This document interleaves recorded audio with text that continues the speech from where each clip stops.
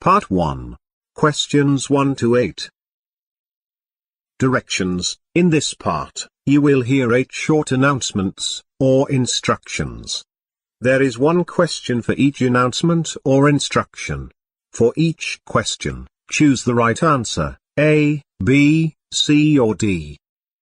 Then, on the answer sheet, find the number of the question and fill in the space that corresponds to the letter of the answer that you have chosen. Now, let's listen to an example. On the recording, you will hear: Hello. This is the travel agency returning your call.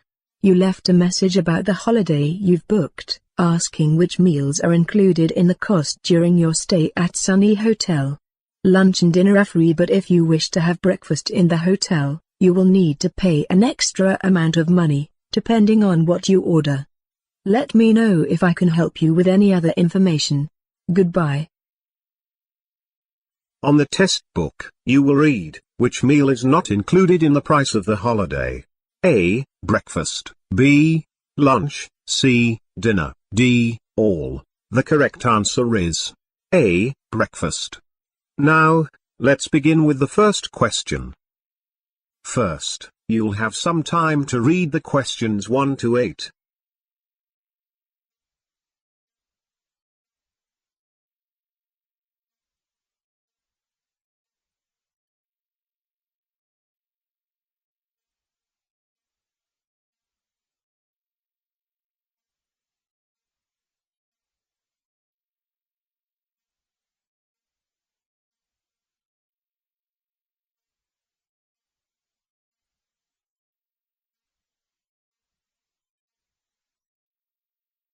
Question 1. Where would you probably hear this announcement?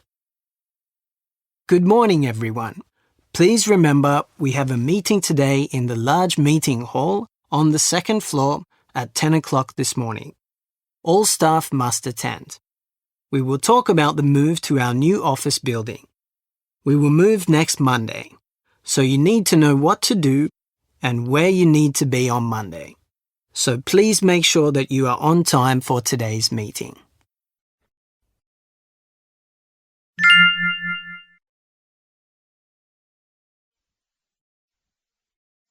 Question 2. Where would someone hear this message? Thank you for calling the law offices of Jones & Young. If you are looking for a lawyer to help you with a problem, please press 1. If you are a lawyer from another company, please press 2. If you are a journalist, please press 3 to speak with our office manager. For all other questions, press 0 and someone will be with you soon. To hear this message again, press 9.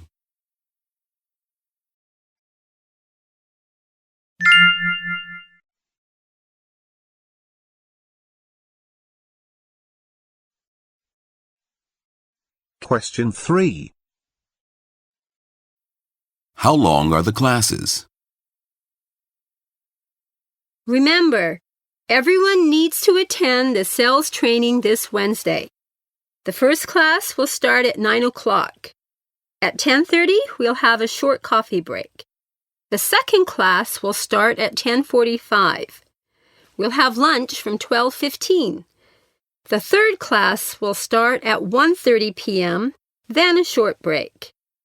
The last class will start at 3:15 and finish at 4:45. That's the day after tomorrow. Don't forget.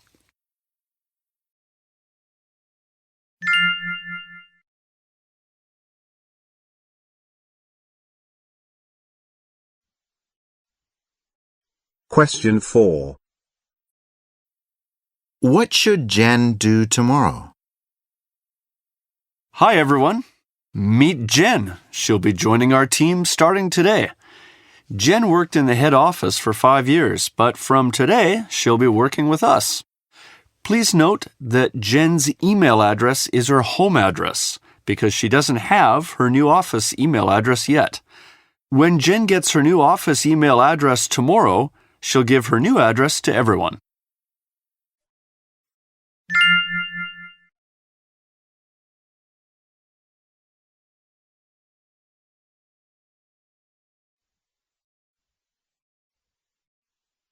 Question 5.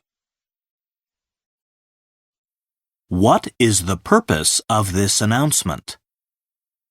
May I have your attention? Because of the weather, flight number 446 is going to be a bit late leaving. It's just too dangerous to take off in this high wind. As soon as this thunderstorm passes, we will take off. We apologize for the inconvenience.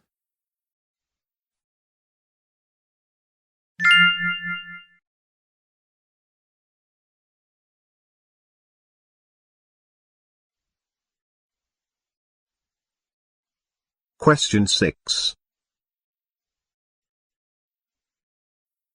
What is the main point of this announcement? Thank you for coming to see the Pacific Art Museum's exhibition of 18th century landscape paintings. The museum will be closing in 15 minutes. Please begin moving to the museum exits.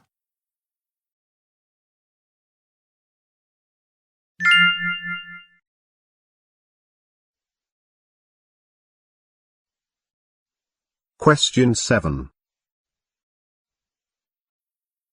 Who is Gary Reynolds? Hi, this is Gary Reynolds from Skyline Airlines. You recently bought a ticket for February 16th on flight number 681 from Los Angeles to San Francisco. Unfortunately, there was an error on our website. That flight actually takes off at 9:40 a.m., not 10:40 as it said on the website. If that is a problem, please call me at the customer service line 334-445-9284 and we will reschedule you to another flight. I'm sorry for the confusion.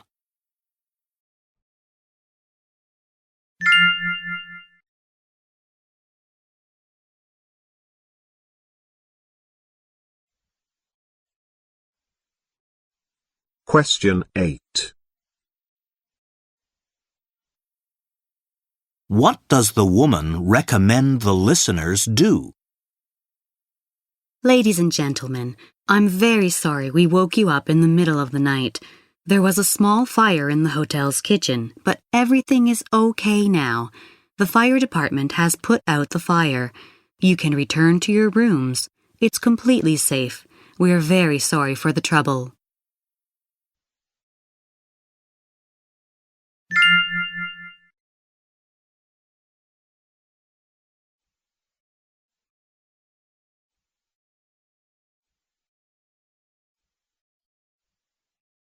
That is the end of part 1. Part 2. Questions 9 to 20. In this part, you will hear 3 conversations. The conversations will not be repeated. There are 4 questions for each conversation. For each question, choose the correct answer. A, B, C, or D. Questions 9 to 12 refer to the following conversation. First, take some time to read the questions 9 to 12.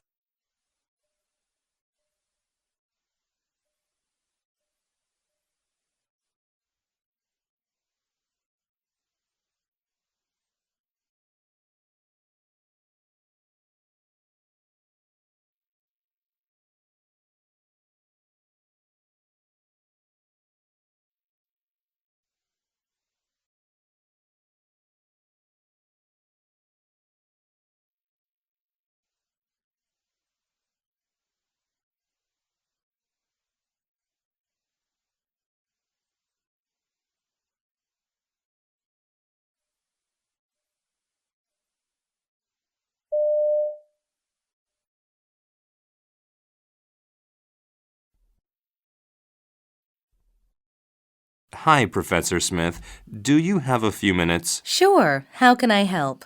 I want to know how to write a good essay. I see. What exactly is the problem? Well, I'm not sure. I mean, I take many notes and I understand the lessons. It's just that my essays aren't very good. Ah, yes. A good essay needs organization. Let's go over the format for an essay. That'd be great. So there are the 3 parts to an essay. First, there's the introduction. You need a strong introduction.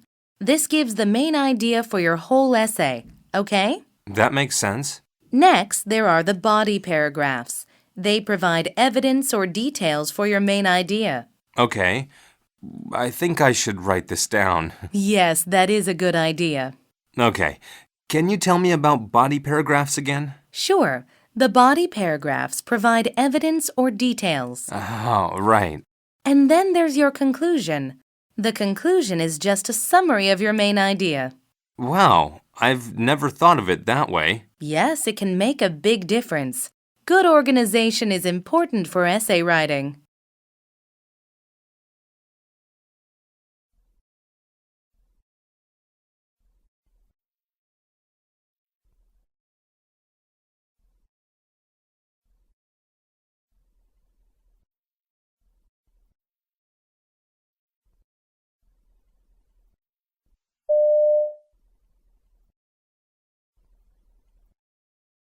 Questions 13 to 16 refer to the following conversation. First, take some time to read the questions 13 to 16.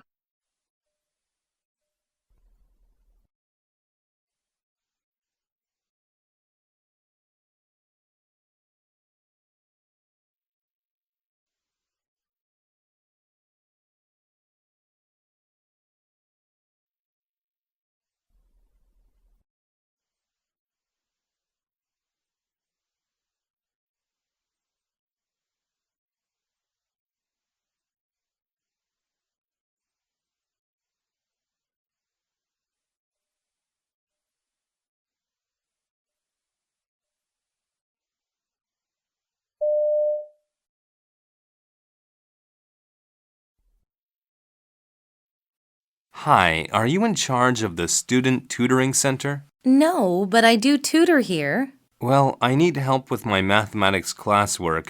Can you help me? That's fine. I'm actually a math major. I can help you. But before we begin, I need to clarify the rules. Rules? What rules? Well, there are some things I can help you with, and some things I can't help you with. Let me explain. Okay. First of all, our school has rules about cheating. It's pretty standard for schools nowadays. Anyway, according to the rules, if you cheat, then you can get kicked out of school. That makes sense. I don't want them to punish either one of us because of tutoring. Exactly. Okay, so I can help you with things like learning strategies for studying and studying from your notes. I can even help you take notes.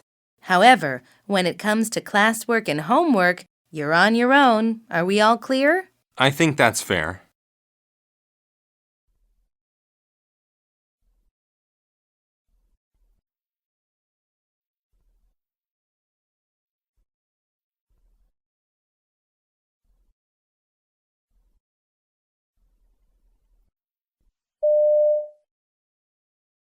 Questions 17 to 20 refer to the following conversation. First, take some time to read the questions 17 to 20.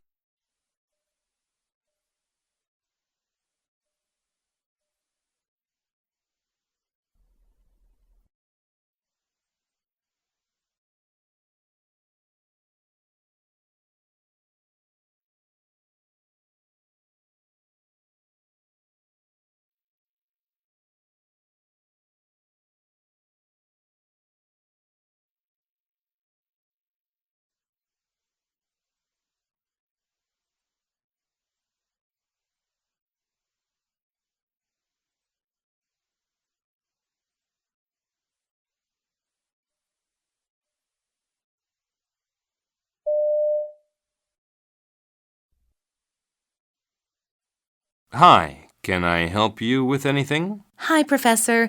Well, it's about our project that's due next week. I was wondering if I could get an extension. Can I get an extra week to do it?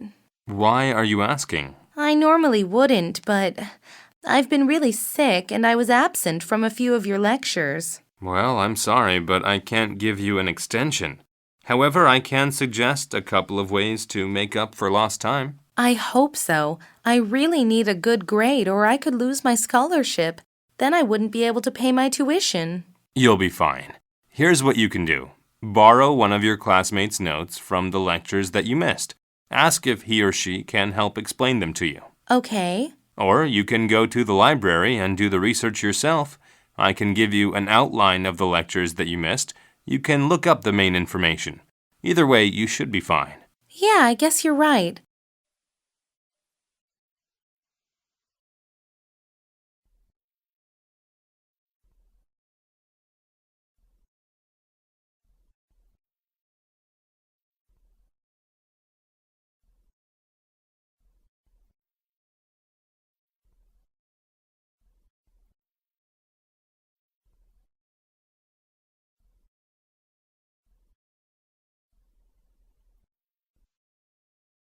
That is the end of part 2.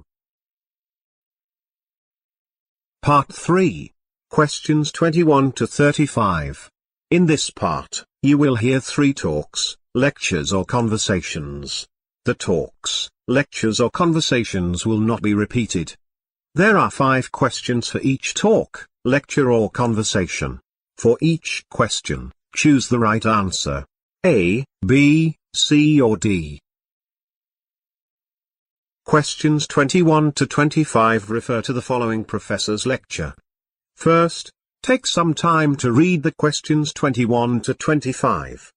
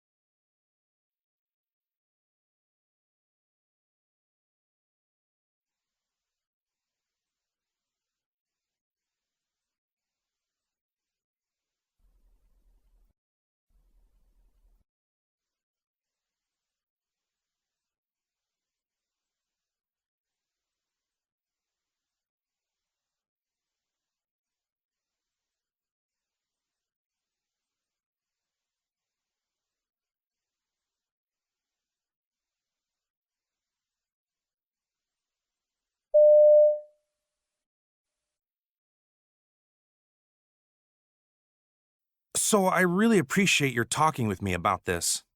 Well, I was concerned. Generally, I think students should get a grade based on your overall work. But I could see that you didn't do as well on the last test. And you had done very well on the first 2 exams. I know. I was right in the middle of moving out of my dorm at the end of the semester, and that was my last exam. Normally, I wouldn't ask to take an incomplete, but I just didn't feel that a lower grade really represented my work. I agree. But again, I don't usually like to do change of grade forms. Okay, I understand. So, well, I was thinking, perhaps if you want to do an extra credit project, let's say something that will help you pull your grade back up to an A-. I can do that.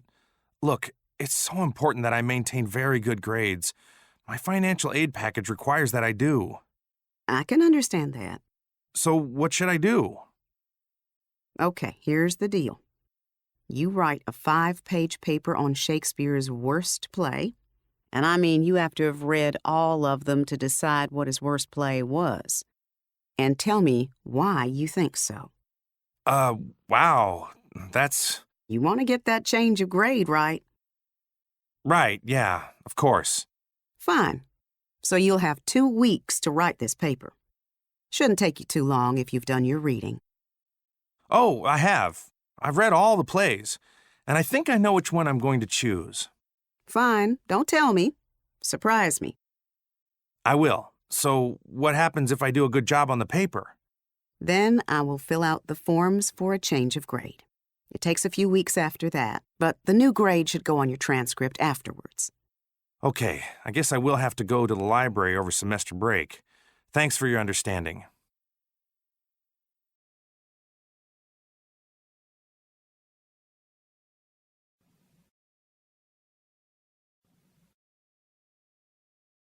Questions 26 to 30 refer to the following conversation. First, take some time to read the questions 26 to 30.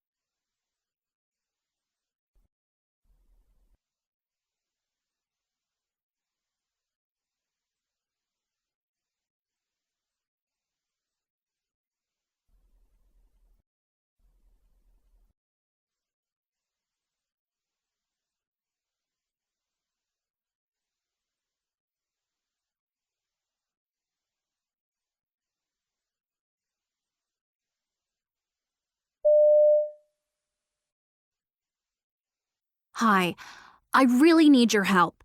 I've got to prepare for a presentation, and I haven't got a clue about how to do a visual slideshow.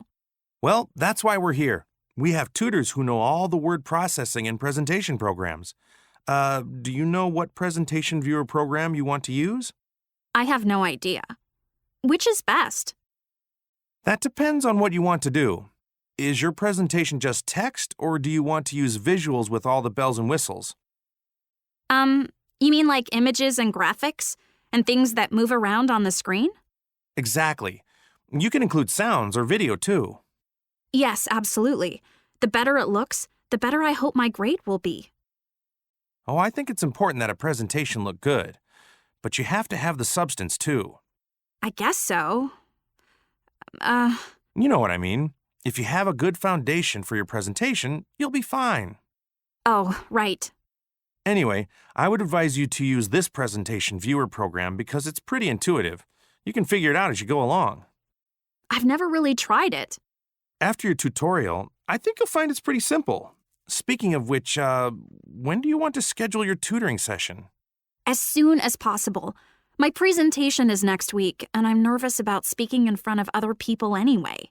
It would be bad if I had no time to practice using the program. That's true. So then how about tomorrow at 2 p.m.? Bring your outline. Great. I'll do that. Can I bring my laptop with me? Sure. See you then.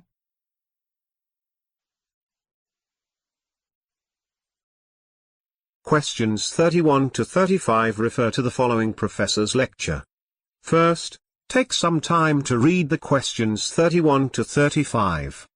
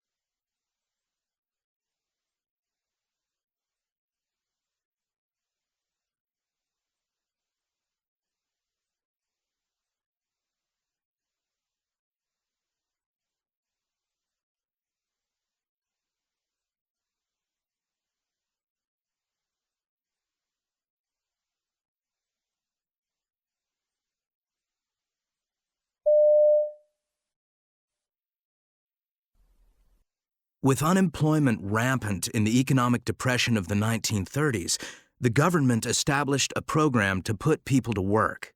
It was called the Works Progress Administration, or WPA. The WPA funded the construction and maintenance of schools, parks, and highways.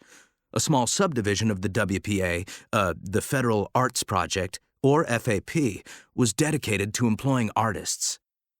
The reasoning behind the FAP was that the arts, as much as schools and bridges, contributed to the public welfare. And of course, artists at the time of the Depression were extremely vulnerable. Photographers were uniquely suited to the requirements of the FAP, not least because much of their work constituted documenting the achievements of the WPA. But documentation in the larger sense of capturing the reality of an entire country was the mission of many of the FAP photographers. One of the photographers funded by the FAP beginning in 1935 was Berenice Abbott. It was perfect timing for Berenice Abbott. She'd been photographing New York City since her return from Paris in 1929. Long before the FAP came into being, her stated purpose was to document and interpret America with love, but without sentimentality. And she felt that New York represented the essence of the changing nature of American society. I want to just go back to that word, sentimentality, because it relates to how we can define Abbott's approach to her art. As we talked about last week, photography in its initial stages had been used in a very painterly fashion. People like Abbott realized early on that photography's strengths had not been recognized or utilized. Abbott and her contemporaries rebelled against the widespread painterly use of soft focus in favor of the sharpness and clarity naturally inherent in photography. And they also rejected the sentimentality of typical pastoral scenes and landscapes in favor of a realistic depiction of fast-paced, modern urban life. It was this sensibility that she brought with her to New York from Paris, where she had been living for 8 years. Abbott's project was, simply put, to photograph New York City. She called her project Changing New York. And the way she approached this project was to try to depict, through photography, the interaction between human beings and solid architectural constructs. Or something like that. I don't have the exact quote. See, she was trying to find a balance between buildings and activity. So she decided to use more than just a handheld camera, which was perfect for, capturing the hustle and bustle of the city, but would not have done justice to the giant buildings that also define the city. At the same time, she didn't want to just overshadow everything with those buildings. So, she began to use a large format camera. One of those rather bulky cameras you have to put on a tripod, and then you have to view the image under a black hood.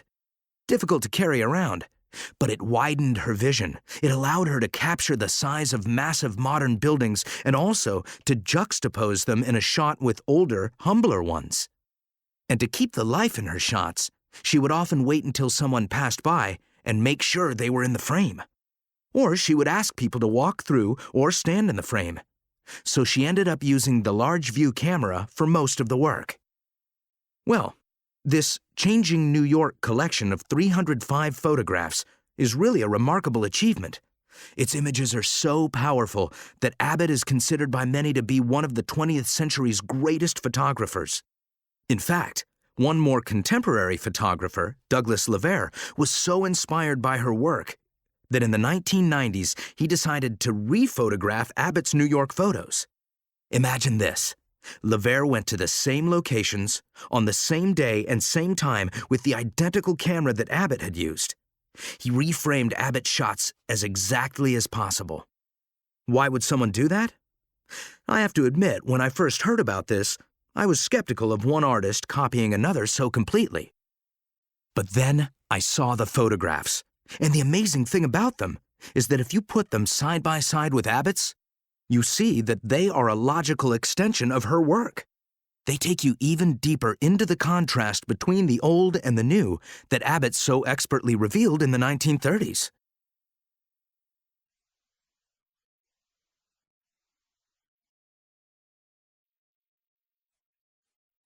This is the end of the listening paper. Now, You have 5 minutes to transfer your answers to your answer sheet.